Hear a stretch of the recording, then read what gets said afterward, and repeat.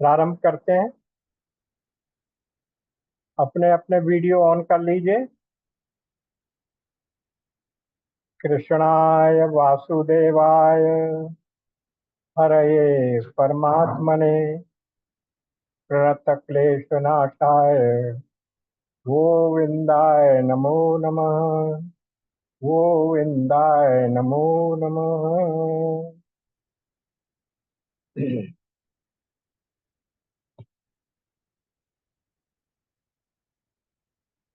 आज हम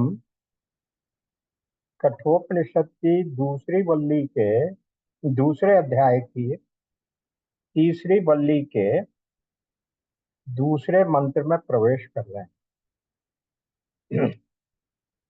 पहला मंत्र हमने कर लिया था, जिसमें ये बताया गया था कि ये संसार ऊपर की ओर जड़ वाला और नीचे की ओर शाखाओं वाला है, और इसके मूल में कौन है? वही विशुद्ध ब्रह्म है, और उसका कोई अतिक्रमण नहीं कर सकता। ये सब बातें हम लोगों ने थोड़ा विस्तार से समझ ली थी। अब प्रश्न ये आया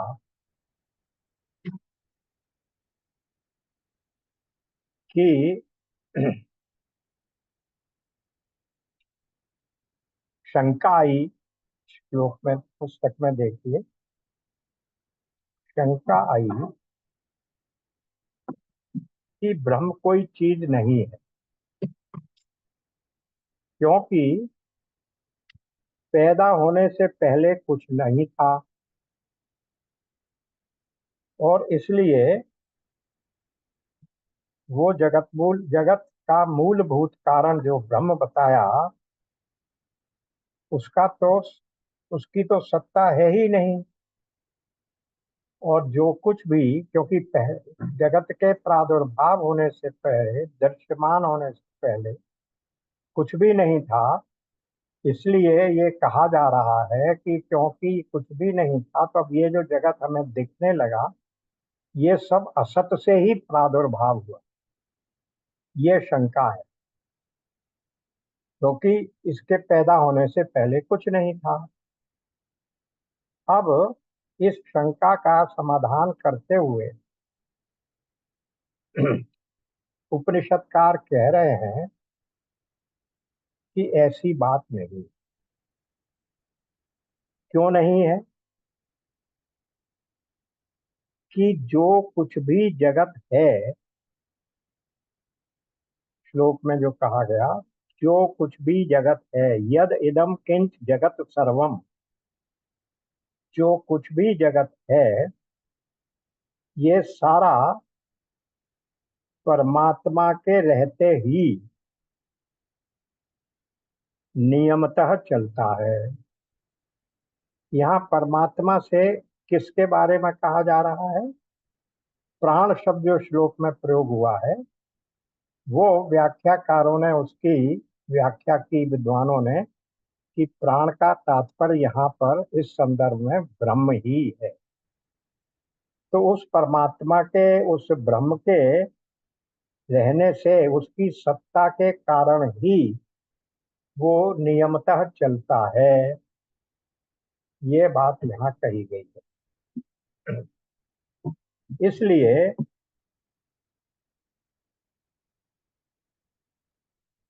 ये कहना कि ब्रह्म की कोई सत्ता नहीं है और संसार असत से पैदा हुआ, ये सही नहीं है। फिर क्या लिखा कि और वो परमात्मा इस प्रकार से अपने आप को अभिव्यक्त करता है, मानो उसके हाथ में तना हुआ वज्र हो, दंडित करने के लिए उद्यत हो। और इस परमात्मा का, इस प्रकार से परमात्मा की सत्ता का जो अनुभव करते हैं, वे अमर हो जाते। ये इस मंत्र का शाब्दिक अर्थ है। अब इस पर जो विद्वानों ने व्याख्या लिखी, उसमें सबसे पहले तो जगत के बारे में बताया कि ये जगत क्या है। जगत किसको कहते हैं? जो सदा चलता रहता है, जिसमें सदा ही गति है, जो गतिमान है, इसलिए उसे जगत कहते हैं। क्योंकि संसार में जो हमें भौतिक जगत में अनुभव में आता है, दिखने में आता है, हर वस्तु में, हर जगह गति है, प्रवाह है। और संसार को जब ये कहा भी था, इसके बारे में बताया था, 15वें अध्याय के पहले श्लोक में भी कहा था, प्राहुर अव्ययम। इन सब वस्तुओं के चलते हुए भी संसार को जब सनातन कहा, अव्ययम कहा, अविनाशी कहा, तो किस प्रकार से कहा? प्रवाह रूप से अविनाशी है। तो वस्तु, व्यक्ति, घटनाएं बदलती रहती हैं, नाश होता रहता है, किंतु प्रवाह चलता रहता है। जैसा उस पहले श्लोक मंत्र के व्याख्या में भी हमने देखा था कि गंगा का प्रवाह चल रहा है। हमें लगता है गंगा सतत बह रही है, लेकिन हर क्षण गंगा का जो जल है, जिसे हम देख रहे हैं, वो जल बदल रहा है। एक जल जा रहा है, दूसरा जल वहां पर आ रहा है। इसी प्रकार संसार की वस्तुएं जा रही हैं, लेकिन दूसरी वस्तुएं आ रही हैं। इसलिए सतत रूप से ये जगत प्रवाहमान है। इसलिए इसको कहा जगत, क्योंकि इसमें सदा गति रहती है। अब ये जगत कह तो दिया कि चलता रहता है, किंतु प्रश्न है कि किस रूप में चलता है। ऐसे ही अपनी मनमर्जी से, है फेजर तरीके से, उबड़ खाबड़ तरीके से चलता है, या किसी नियम से चलता है? तो यहाँ ये कहा कि ये जगत नियमतः चलता है, यानी बड़े नियम पूर्वक और व्यवस्थित ढंग से चलता है।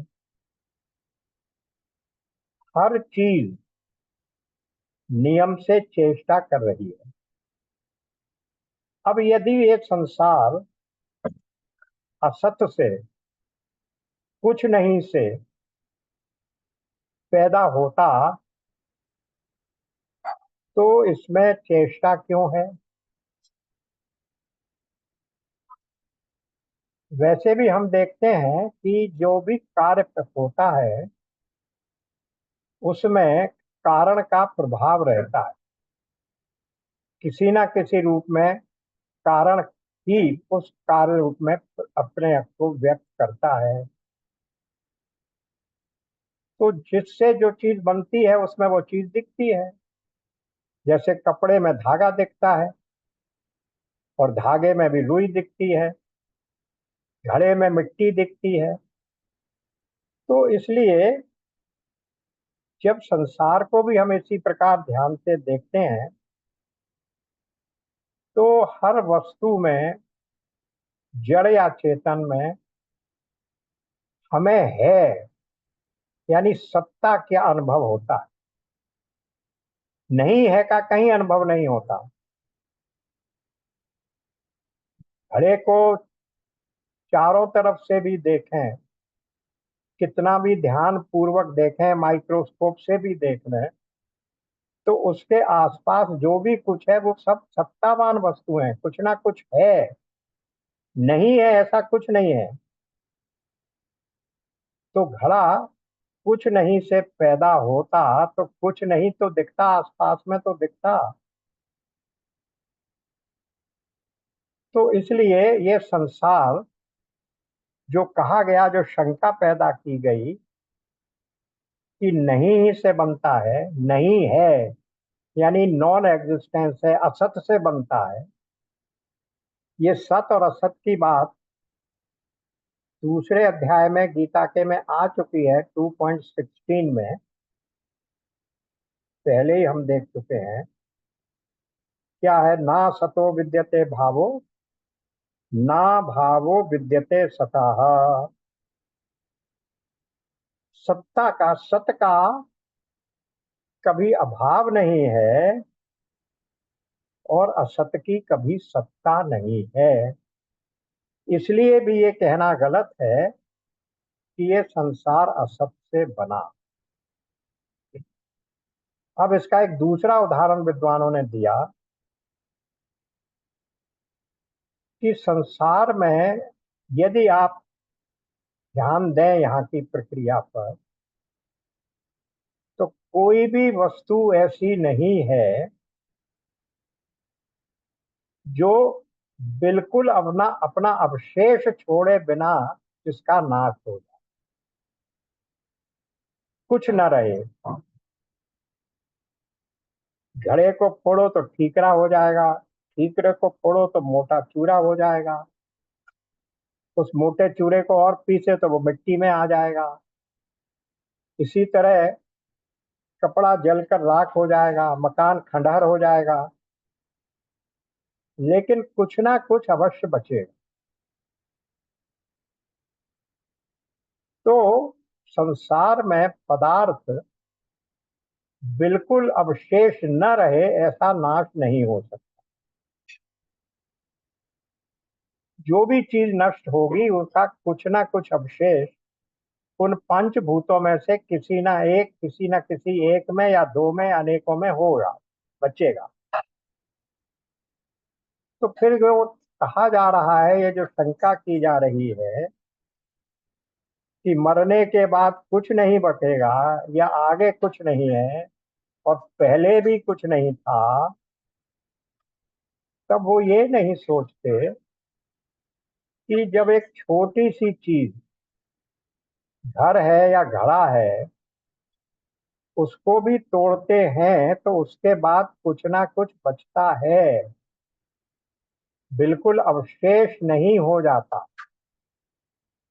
तो फिर ये जो हमारा शरीर है, जिसको हमने 60-70 वर्ष तक जिया,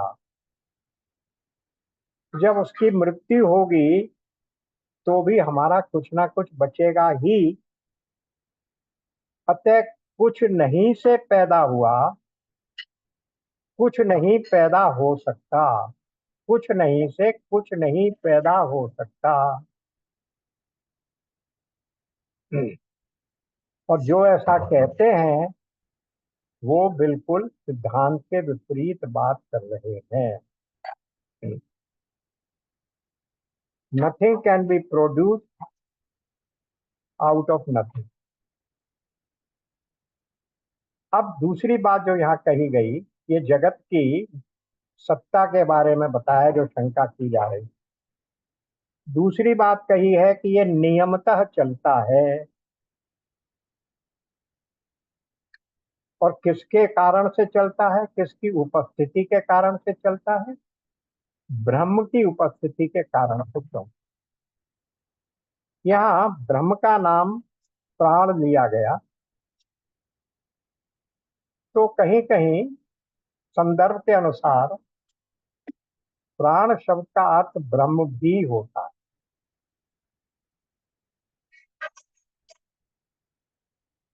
और यहाँ प्राण इसलिए कहा गया शब्द, क्योंकि जब चेष्टा होगी तो किसी ना किसी चेतन के उपस्थित होने पर ही चेष्टा होगी। अगर चेतन नहीं है, किसी भी जड़ के पीछे जब तक चेतन की सत्ता नहीं है, तब तक जड़ अपने आप में किसी भी प्रकार की क्रिया या चेष्टा नहीं कर सकता। तो जब संसार की हर वस्तु में एक सत्ता दिख रही है, वैसे ही नियम पूर्वक चेष्टा हो रही है, तो हमें ये मानना पड़ेगा कि इस चेष्टा के पीछे एक चेतन तत्व है। अन्यथा ये संसार जो पंचभूतात्मक है, जो कि भूत प्रकृति के हैं, जड़ हैं, उनमें चेष्टा नहीं हो सकती थी, उनमें कंपन नहीं हो सकता था। क्योंकि यदि वो चेतन कंपन नहीं करेगा तो चेष्टा नहीं होगी, और यदि वो चेतन उसका नियंत्रण नहीं करेगा, नियमबद्ध नहीं करेगा, तो जो चेष्टा होगी वो नियमता नहीं होगी। इसीलिए प्राण शब्द का ब्रह्म के स्थान पर यहाँ, या परमात्मा के स्थान पर प्राण शब्द का प्रयोग किया, क्योंकि प्राण की उपस्थिति हमें ये तुरंत बता देती है कि अभी इस व्यक्ति में चेतनता है। भले ही वो चेतनता कैसी है, उधार ली हुई चेतनता है, जिसके बारे में हम बार बार कह चुके हैं कि उस परमात्म स्वरूप, ब्रह्म स्वरूप, ईश्वर स्वरूप आत्मा की उपस्थिति के कारण ही वो जो चेतन है, सतचित चेतन स्वरूप तत्व है, उसके सानिध्य के कारण ही हमारे इन प्राणियों में चेतनता आती है, दृश्य प्रतीत होती है। तो अब ये जो चेतनता है, ये भी आ गई कि चलाता कौन है, इसको नियमतः चला रहा है।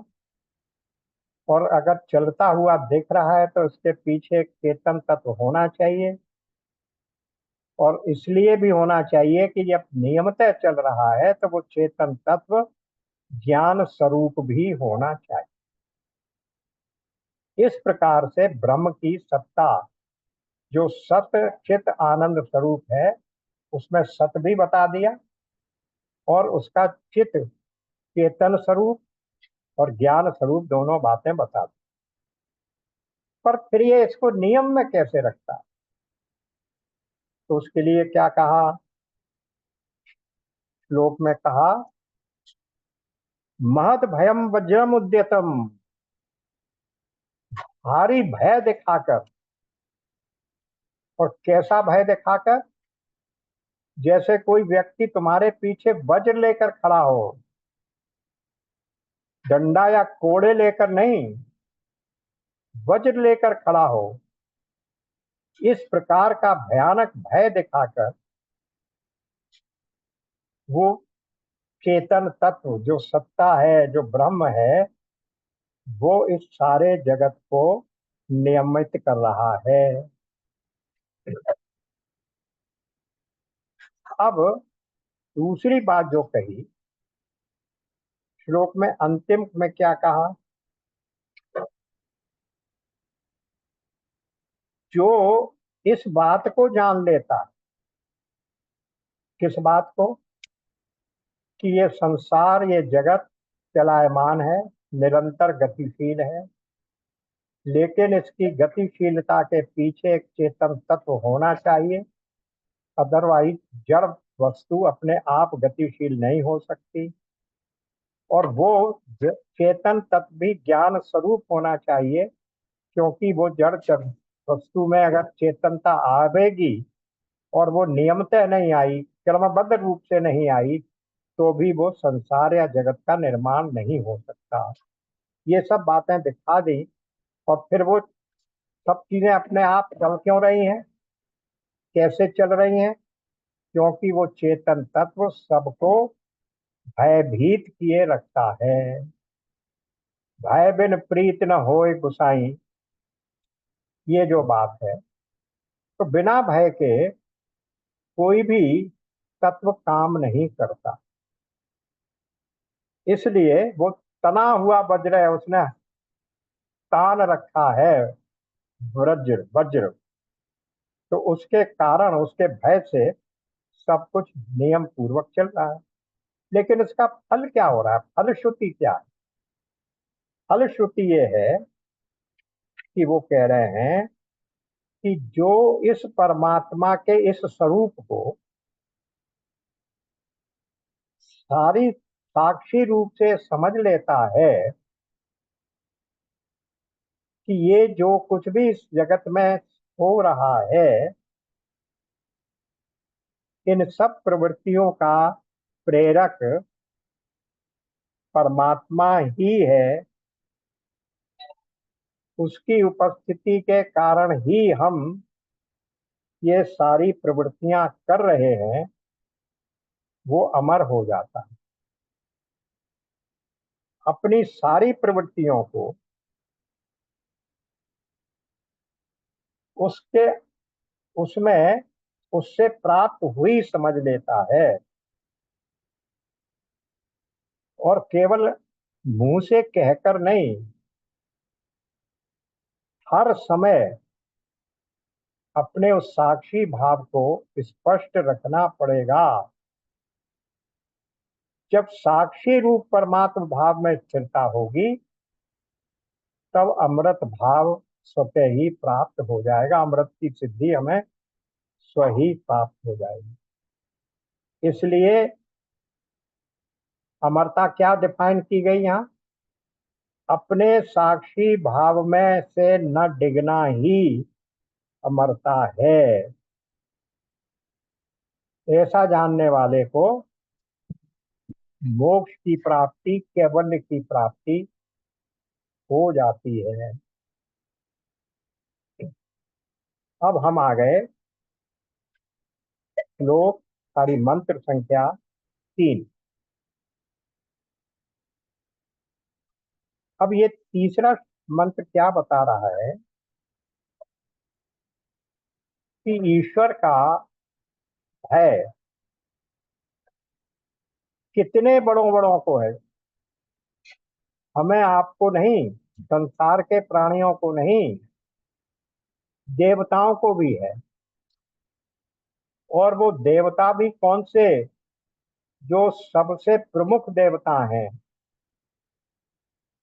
उनसे वे भी ईश्वर से भयभीत हैं। किंतु ये भी कह रहे हैं कि वो ठीक है, वो भयभीत करता है, लेकिन उसका प्रणिपात करने से आप अभय हो जाओगे। ये बात विस्तार से इस श्लोक में, इसकी व्याख्या में, इस मंत्र की व्याख्या में आएगी। तो क्या कहा जा रहा है? भयादस्य अग्नि तपति, भयात तपति सूर्य, भयात इंद्रियश्च वायुश्च मृत्यु धावती पंचमः। 5 देवताओं का नाम लिया, लेकिन ये केवल उदाहरणार्थ है। इसमें सभी देवताओं को समझो, लेकिन क्योंकि ये प्रमुख हैं और संसार की इस जगत को चलाए रखने में इनका सहयोग बहुत आवश्यक है, इसलिए इनका ही 5 का नाम लिया गया। तो क्या क्या कहा? इस भयाद, इस ईश्वर के भय से आग तपती है, अग्नि। फिर दूसरा क्या कहा? इसी ईश्वर के भय से सूर्य तपता है। इन दोनों में क्योंकि ताप का प्रवेश है, इसलिए इनको तो कहा गया तपते हैं। क्योंकि अग्नि में भी दाहकता है, सूर्य में भी दाहकता है, इसलिए कहा गया अग्नि तपती है और सूर्य भी तपता है। पर किसके भय से तपता है, या किसके प्रकाश से, किसकी दाहकता से तपता है? वो उसी परमेश्वर के भय से तप रहा है। भी तो ये सोच, अगर भय ना हो तो वो तपना छोड़ दे, वो ठंडा होने लगे, क्यों तपता रहेगा? तो कहा ये 2 देवता तो तपते हैं ईश्वर के भय से, और ये 3 देवता फिर और कौन रह गए? अग्नि और सूर्य तो तपते हैं।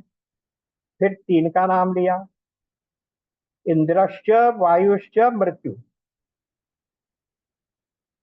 इंद्र, वायु और पांचवा मृत्यु, ये तपते नहीं है, किंतु ये दौड़ते रहते हैं। अपना अपना कार्य जो इनको सौंपा गया है उसका पूरा करने के लिए ये सदा ही गतिशील रहते हैं। किसी भी प्रकार का कोई प्रमाद नहीं करते, इसलिए उनके साथ तपता हुआ शब्द नहीं कहा गया, उनके साथ कहा गया कि ये गतिशील रहते।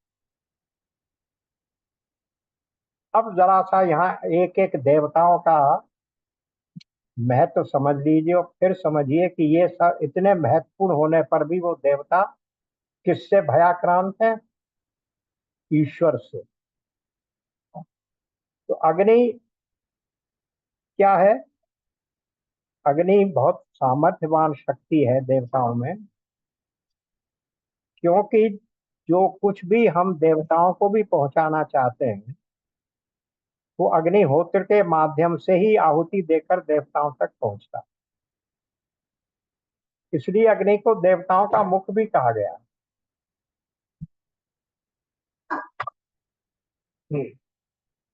देवताओं को भी भोजन देने वाला इसलिए अग्नि है। और हमारे शरीर में भी हमारा जो भी भोजन है उसको पाचन क्रिया से पचाकर हमें ऊर्जा देने वाली भी अग्नि है, जिसको वैश्वानर अग्नि कहते हैं। अहम वैश्वानरो भूत्वा प्राणिनाम देहमाश्रितः। हमारे शरीर के अंदर जो वैश्वानर देव नाम की अग्नि है, उसी के द्वारा हमारे द्वारा खाया हुआ भक्त, उसी की सहायता से, उसी के ताप से हमारे द्वारा खाया हुआ अन्न पचता है।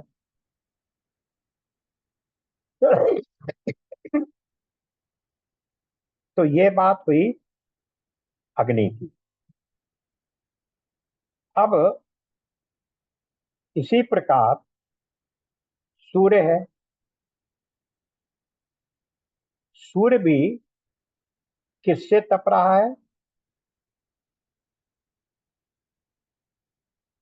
वो भी उसी देवता के भय से तप रहा है। तो ये दोनों ईश्वर, सूर्य और अग्नि, परमेश्वर के भय से तपते हैं, किंतु उनको ताप देने वाला परमेश्वर ही है। देखिए, इस बात को यहाँ ताप देने वाला कह कर कह दिया गया, लेकिन 15.12 में क्या कहा था? ये गीता में लगभग लगभग उपनिषदों के ही भावार्थ को अलग अलग शब्दों में समझाया गया है। 15.2 में क्या कहा? सॉरी, 12 में, 15.12 में कहा, यत आदित्य गतम तेजो जगत भासयते अखिलम, यत चंद्रमसी यत चग्नाऊ तत्तेजो विद्धि मामकम। सूर्य में स्थित जो तेज संपूर्ण जगत को प्रकाशित करता है, यहाँ दाहकता के स्थान पर तेज शब्द का प्रयोग कर दिया। बात वही है। और जो तेज चंद्रमा में है और जो अग्नि में है, उसको तू मेरा ही तेज जान। मेरे ही तेज से, मेरी ही दाहकता से, मेरे ही द्वारा तपाए जाने से वो प्रकाश भी दे रहे हैं और ताप भी दे रहे हैं। तो अब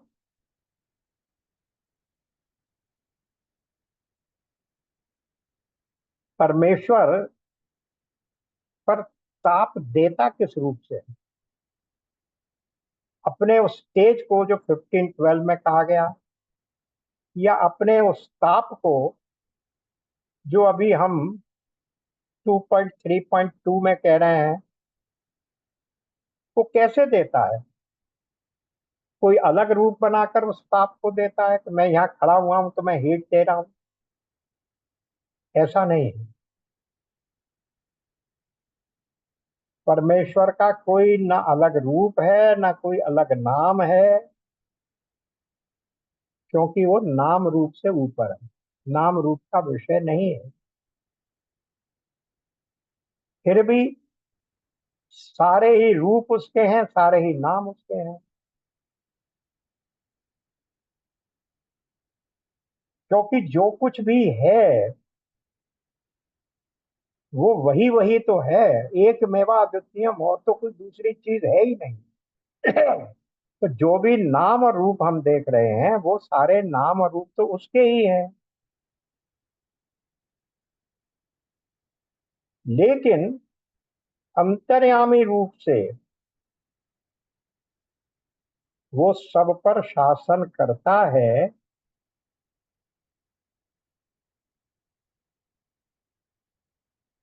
किंतु जो उससे शासित होते हैं वो उसे नहीं जानते, पर वो सबको जानता है। तो अब अगर वो जानता है तो भाई जानने वाला जानने वाली वस्तु से अलग होना चाहिए। वो कहते हैं ऐसा नहीं है, वो अलग नहीं है। अंतर्यामी रूप से उसी नाम और रूप में बैठा हुआ है, उसके पास कोई दूसरा शासन नहीं है।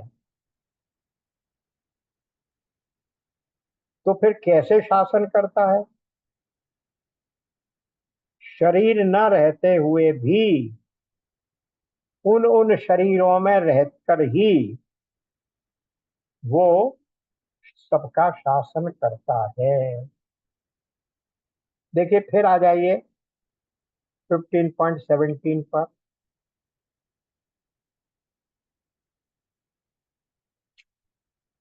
क्या कहा?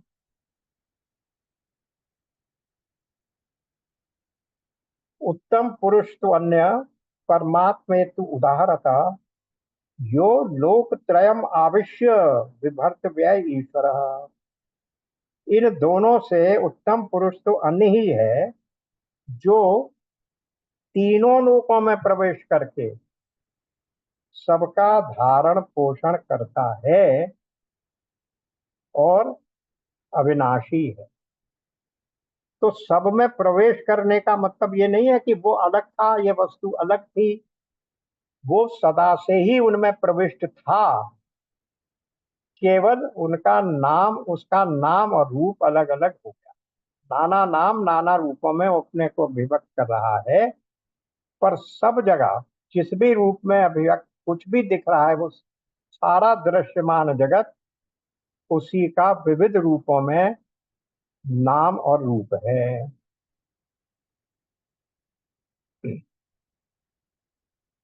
यही बात कि सब में अंतर्यामी रूप से है 15.15 में भी कही। फिर देखते हैं वहां क्या कहा 15.15 में। देखिए, सर्वस्य च अहम सन्निविष्टो, मैं सब प्राणियों के हृदय में अंतर्यामी रूप से स्थित हूं। और फिर यही बात 18.61 में भी कह दी। वहां क्या कह दिया? ईश्वर सर्वभूतानाम हृदय अर्जुन तिष्ठति।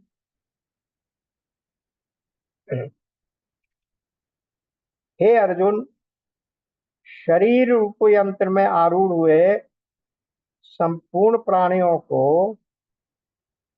अंतर्यामी परमेश्वर अपनी माया से भ्रमण कराता हुआ सब प्राणियों के हृदय में स्थित है। ईश्वर सर्वभूतानाम तिष्ठति। तो ये जो अंतर्यामी रूप से वो सब में प्रविष्ट है, इस कारण से उसका कोई अलग से नाम और रूप नहीं रहता। तो ये जो देवता हैं, पृथ्वी है, सूर्य है, अग्नि है, ये सब ये इस बात से बेखबर रहते हैं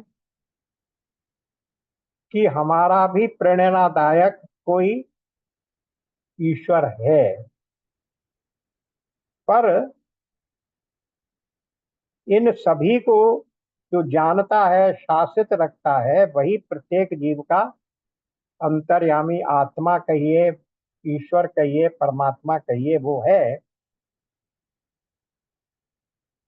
इसलिए परमात्मा का कोई रूप नहीं है, लेकिन है भी। दृश्यमान जगत में जितने भी रूप दिखते हैं, वे सब परमात्मा के ही रूप। इसलिए अलग से कोई रूप परमात्मा का नहीं होते हुए भी सारे रूप उसी परमात्मा के हैं।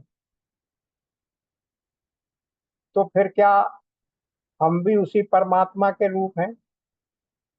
हाँ, बिल्कुल सही। हम भी उसी परमात्मा के रूप हैं। परंतु इतना सब पढ़ने के बाद भी, सुनने के बाद भी हम उसको जानते नहीं। उसके साथ हमारा अपरोक्ष भेंट नहीं हुई है। प्रत्यक्ष अपरोक्ष जिसको कहते हैं, उसका अभी हमें प्रत्यक्ष अपरोक्ष, साक्षात अपरोक्ष ज्ञान नहीं हुआ है। जैसे वे देवता नहीं जानते हैं, ऐसे ही हम भी नहीं जानते हैं, यद्यपि वो रहता हमारे ही अंदर है।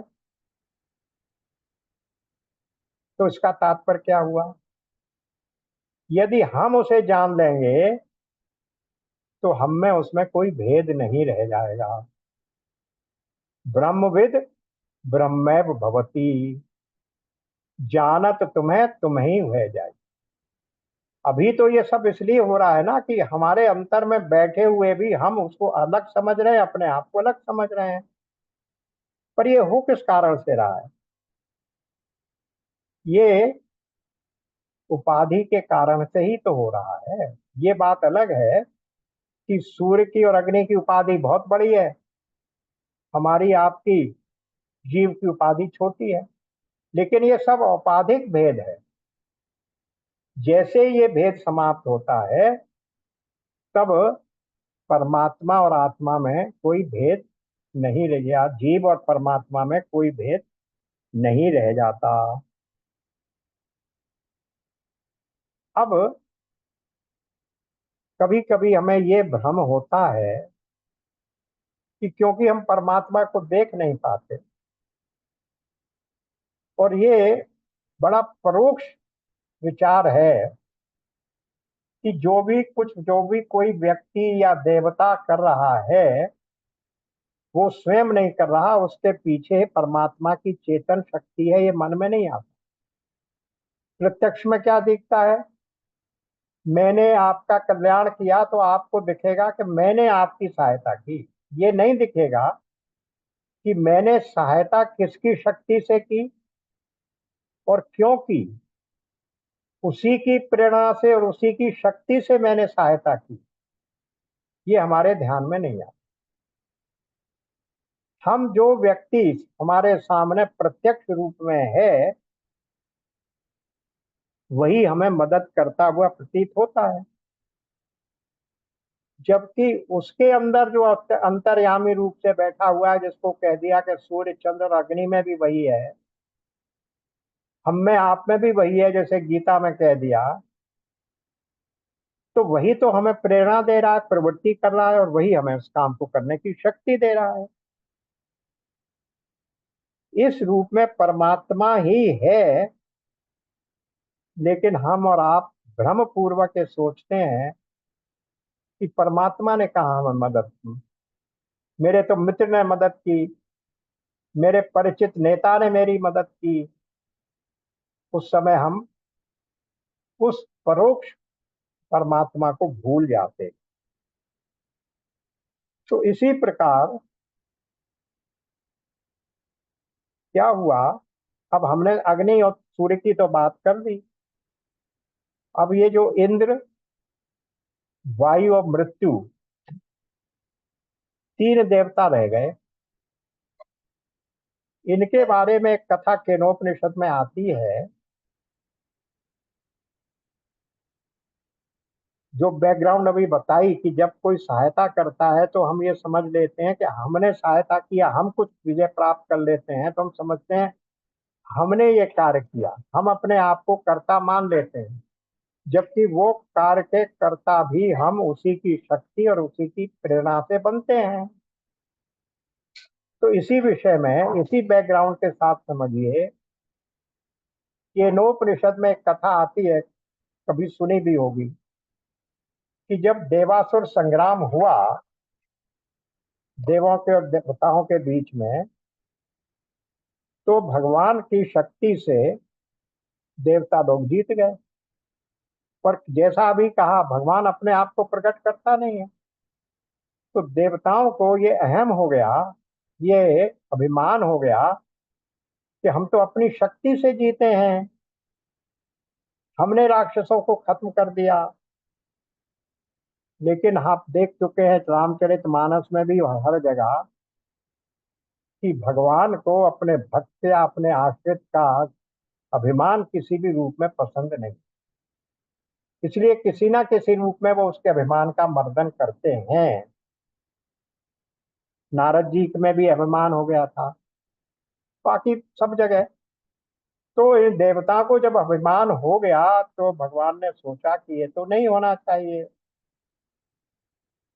तो केनोपनिषद में कथा है कि भगवान ने एक माया रूप से बहुत हरे भारी एक विशेष रूप के यक्ष का रूप धारण किया, जैसा कि कहीं देखा नहीं गया। और वे कहीं ऊपर एक अंतरिक्ष में दिखाई दिए उस रूप में। अब देवता लोग तो अपना हर्ष मना रहे थे, विजय की खुशियां चल रही थी, नाच गान करते। उन्होंने देखा कि अरे ये अंतरिक्ष में ऐसी विशाल आकृति कहाँ से आ गई,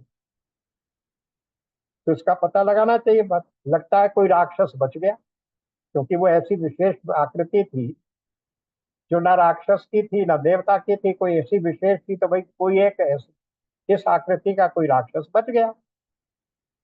तो उन्होंने क्या कहा, इसका पता लगाना चाहिए। तो इंद्र ने अग्नि से कहा कि अग्नि आप जाइए, आप सबसे शक्तिशाली हैं, पता लगाइए कि ये कौन है, क्योंकि तुम ही सब जगह पहुंचते हो और तुम ही सब लोगों का, हमारा भी भोजन करते हो, तुम ही सब चीजों का भस्म करने वाले भी हो। तो अग्नि पहुंच गए। अग्नि ने उनसे पूछा कि तुम कौन हो। उस यक्ष ने कहा कि तुम बताओ पहले कि तुम कौन। अग्नि ने कहा मैं अग्नि हूं, और मेरी ये शक्ति है कि मैं चाहूं तो इस सारे संसार को भस्म कर सकता हूं। उन्होंने कहा ठीक है। एक तिनका रख दिया कि इसको जला दो। अब अग्नि ने अपनी पूरी सामर्थ्य खर्च कर दी, लेकिन उस तनके में आग लगाना तो दूर, उसमें एक छोटी सी वो भी नहीं पैदा कर पाया, चिंगारी भी नहीं पैदा कर पाया।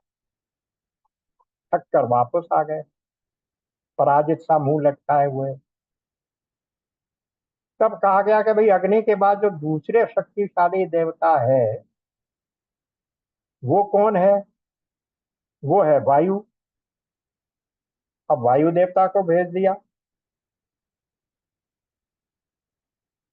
तो जब वायु को भेजा गया कि तुम ये बताओ, क्योंकि वायु देवता भी सब जगह आने जाने वाले हैं, हर जगह वायु है। तो यक्ष के पूछने पर वायु देवता ने कहा, यक्ष ने पूछा कि तुम कौन हो, तो वायु देवता ने कहा मैं वायु देवता हूं और सब जगह व्यापक हूं, और मेरी शक्ति ये है कि मैं सब कुछ चीज को उड़ा सकता हूं। तो उसी तिनके को उठाकर उस यक्ष रूपी परमात्मा ने उसके सामने रख दिया कि इसे उड़ाकर दिखाओ। अब वो तिनका भी नहीं उड़ा पाया, उसने भी सारा जोर लगा दिया। वायु भी वापस आ गया, लेकिन ये नहीं कहा कि मेरी इस तरह से पराजय हुई, केवल ये कहा कि मुझे कुछ पता नहीं लगा वो कौन व्यक्ति। अब जब दोनों को पता नहीं लगा, तब इंद्र ने विचार किया कि भाई मैं ही जाता हूँ, पता तो लगाना ही पड़ेगा। मैं तो देवेंद्र हूँ, देवताओं का वो हूँ, शासक हूँ, राजा हूँ। राधे राधे। इंद्र ने सोचा, यक्ष ने सोचा कि ये तो सबसे ज्यादा घमंडी है,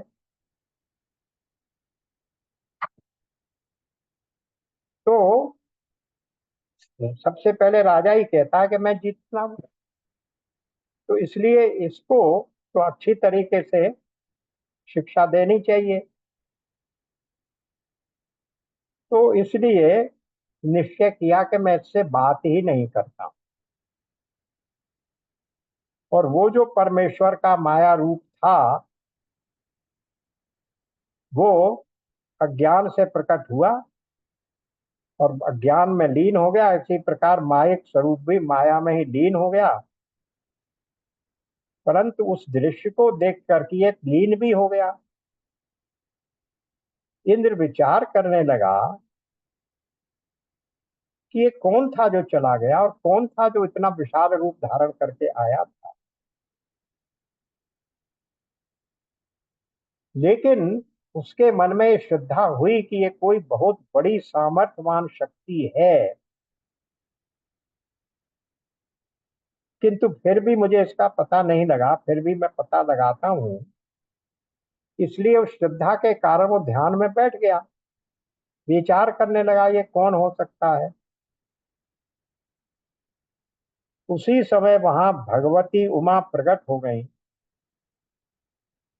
इंद्र ने उनसे पूछा, क्या आपको पता है ये यक्ष कौन था? भगवती ने कहा, वे ही परमेश्वर हैं जिनकी कृपा से तुम विजय हुए हो।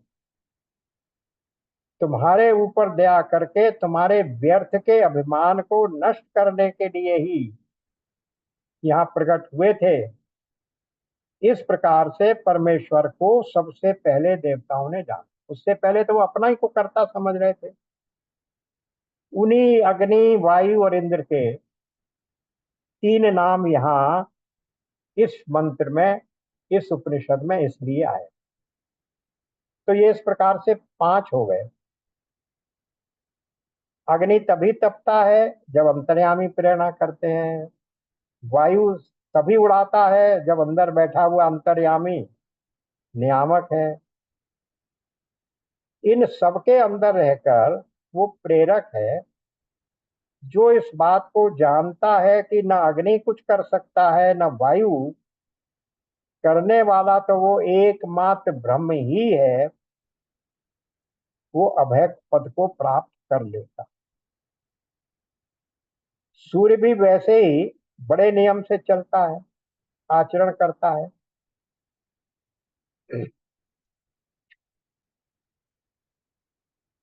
लेकिन सूर्य देवता भी नहीं जानते कि हम किसकी शक्ति से चल रहे हैं, हमारे अंदर कौन बैठा हुआ है।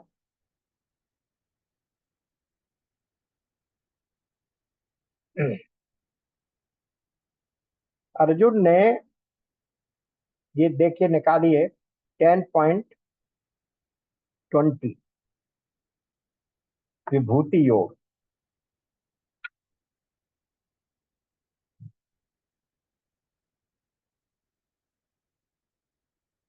अर्जुन ने कृष्ण से पूछा कि आप अपनी विभूतियां कुछ मुझे दिखाइए, अपना कुछ ऐश्वर्य बताइए। तो अपनी विभूति सबसे पहले क्या बताई? अहम आत्मा गुडाकेश सर्वभूताशय स्थित, अहमादिश्य मध्यम च भूतानाम अंत एव च।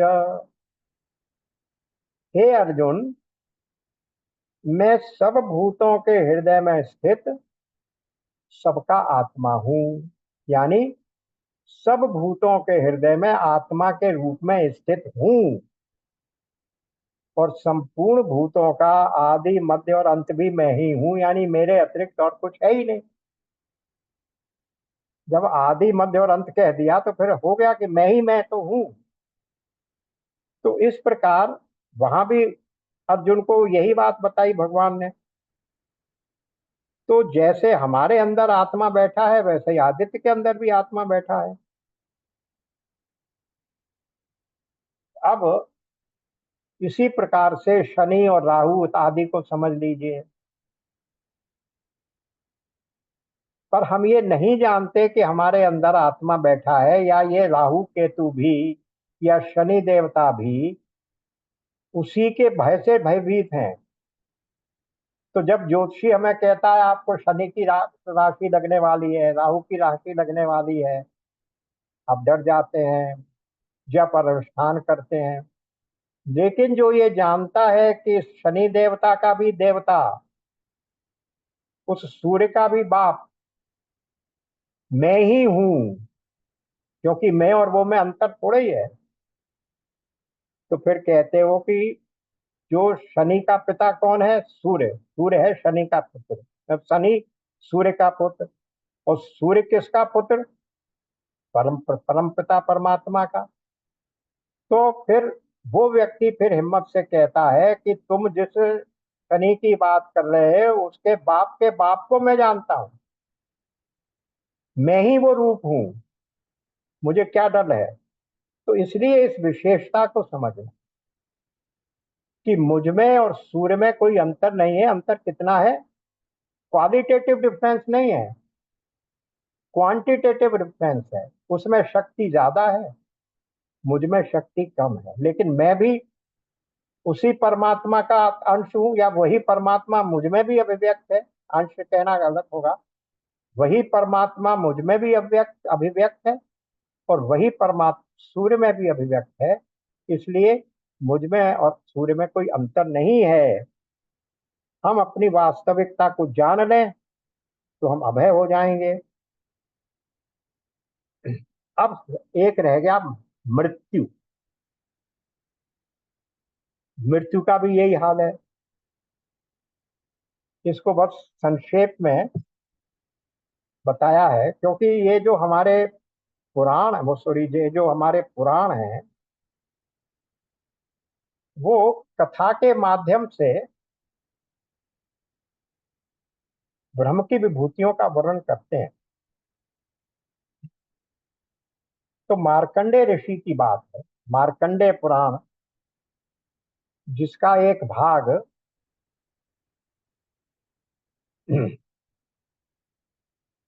भगवान देवी शक्ति सप्तशती भी उसी में है, मार्कंडेय पुराण में ही दुर्गा सप्तशती। तो जब मार्कंडेय ऋषि को इस प्रकार की अमरता कैसे प्राप्त हुई, क्योंकि वो 8 अमर जीवियों में वो भी मार्कंडेय भी है। तो मार्कंडेय की जब पैदा हुए मार्कंडेय, तो उनके पिता ने मार्कंडेय को 8 वर्ष की उम्र में मरना था। सॉरी, 5 वर्ष, 8 वर्ष की उम्र में।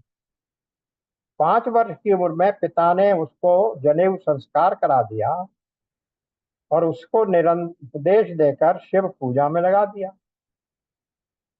8 वर्ष पूरा होने पर, अब उसे पिता को तो मालूम था, तो उससे कहा भाई तुम अब हर समय निरंतर शिव पूजन और जप ही करो। तो अब जैसे इंद्र आदि का हाल हुआ था भगवान के उस रूप के सामने, अब देखिए मृत्युदेव का, यमराज का क्या हाल होता है। वो भी उस दिन वहां पहुंच गए जिस दिन उसकी मृत्यु निश्चित थी, और वो वहां भगवान के शिव के मंदिर में बैठा हुआ जप कर रहा था।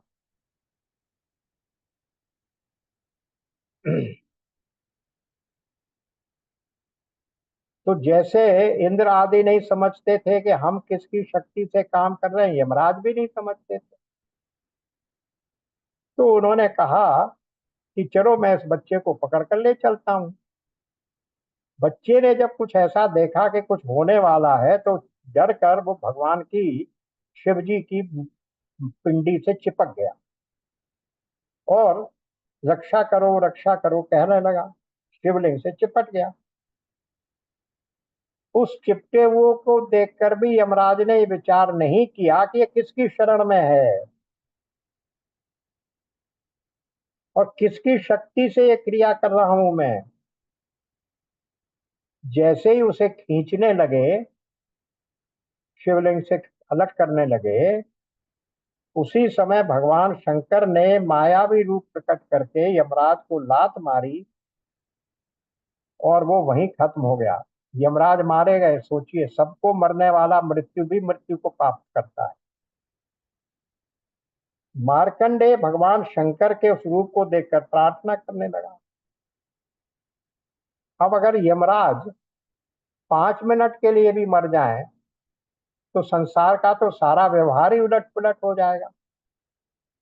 इसलिए सब देवताओं ने उनसे प्रार्थना की कि आप यमराज को जीवित कर दीजिए। भगवान शंकर ने कहा, अरे मर गया अच्छा हुआ, व्यर्थी दुनिया को परेशान करता था।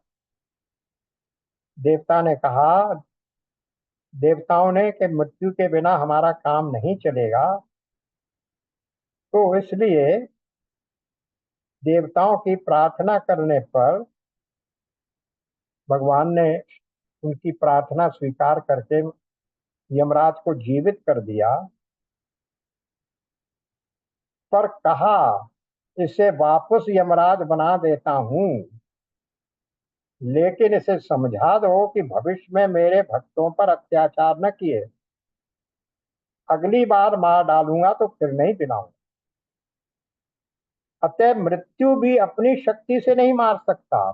जो कथा का दृष्टांत है, ये तो कथा हो गई, लेकिन इसका तात्पर्य क्या है कि यमराज भी अपनी शक्ति से नहीं किसी को मारता, ना मार सकता है।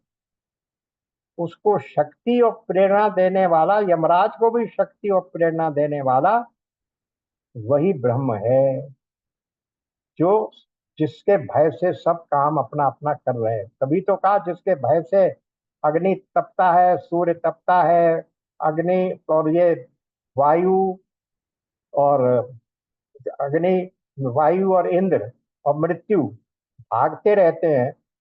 तो ये केवल 5 देवताओं की बात नहीं है। जो समझाया जा रहा है वो अन्य सभी देवताओं को भी समझ लीजिए।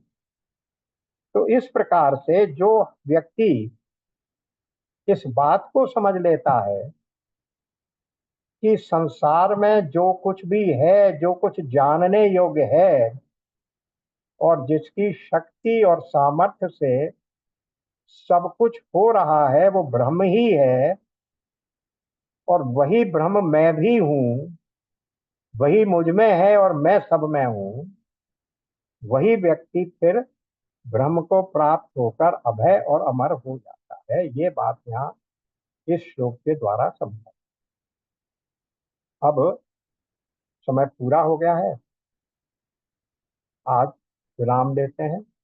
ओम पूर्णमदः पूर्णमिदं पूर्णात् पूर्णमुदच्यते पूर्णस्य पूर्णमादाय पूर्णमेवावशिष्यते।